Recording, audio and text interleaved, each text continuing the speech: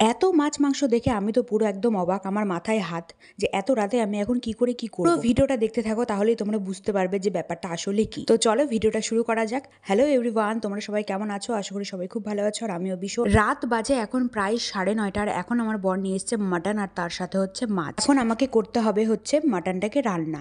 আর mutton তো নিয়ে এসছে, তার সাথে নিয়ে এসছে এক গাদা চর্বি। তো কি আর করব বলো, চর্বিটাকে নিয়ে এসছে পরের দিন ঘুগনি খাবো সেই কারণে, আর মাটনেও কিছুটা দেবো। তো এখন এই যে মশলা টশলা সব কিছু কষিয়ে নিচ্ছি। আর এত রাত হয়ে গেছে না, মনে মাথার পরে একদম চক্কর দিচ্ছে যে কি করে কি করব। তার কারণ অনেক রাত হয়ে গেছিলো, প্রায় 9:30। শীতের রাত মানেই মানে একটুতেই রাত হয়ে যায়। তো যাই হোক, তো কী করবার, যেখানে দেখো দুপুরে কত রান্না, মানে একসাথে আমি দুপুরে রান্না করেছিলাম। তোমাদের সঙ্গে আমি শেয়ার করেছিলাম যে আজকে আমি দুপুরে কী কী রান্না করেছি। তোমরা আগের ভিডিও দেখলেই বুঝতে পারবে কত কিছু রান্না করেছিলাম। আর সব রান্না আমার রয়ে গেছে। যাই হোক, সেগুলো আমি খেয়ে নিয়েছিলাম, নষ্ট আমি একটাও কিচ্ছু করিনি, শুধু ডালটা একটু নষ্ট হয়েছিল। ডালটা আর খেতে পারি।